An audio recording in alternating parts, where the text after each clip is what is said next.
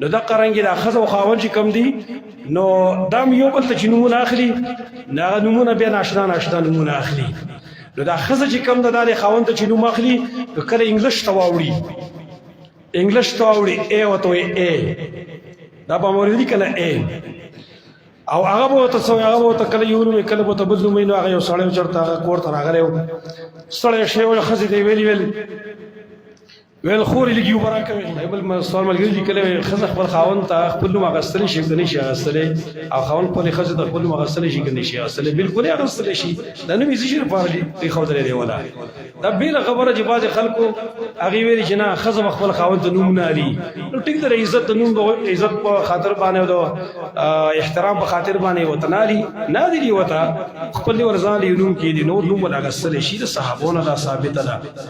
بلکې عائشہ صدیقہ رضی الله عنها هغه د خپل نبی د خپل خاون چې نبی دی دا غي نوم یې غسل دي عائشہ صدیقہ رضی الله عنها د بیر نبی صلی الله علیه وسلم فرمایي عائشہ وی ما ته پته لګي چې کله ته ما نه خپه اما ته پته لګي او کله چې ته ما ته غوسه اما ته پته لګي هغه یا رسول الله څنګه وای ته چې کله زمانه خپه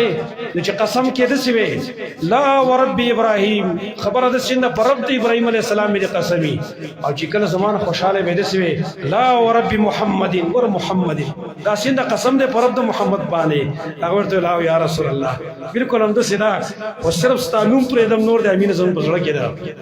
لہذا د انوم غسل جایز دی بالکل غسل شي من نه د نبی خودره دې لپاره دی زموږ پخترو ساجيبه کارونه یې کنه هر چا خپل خپلوي خزله په لار پکور کې یو نومي چې کله خاور کو تلاړ شي الته ور بیر بلون کیږي نو دا قرانګي دا خزه او خاون چې کم دي نو دام یو بل ته چې نمونه اخلي نه نمونه بیا ناشنا نمونه اخلي نو دا خزه چې کم ده د خاون ته چې نوم اخلي کله انګلیش ته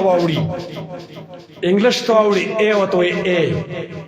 دا په موري کنه ای او هغه به کله یو نوم کله به ته بدلو مې نو هغه یو سړی چرته کور ته راغلی سړی شی ول خزه دی ویل خوري لګیو برا کوي جا خزه وته سړی دا مې چلو شو مطلب زستا خوري بل دا مې څه بچي پیکر چرته ویل بچي ته وختل نو بیا دا قشې شروع شي بیا وته یا خور یا وته بچي وي لہذا د نمونه بالکل غسل شي ښه دې کې څه معنی نشته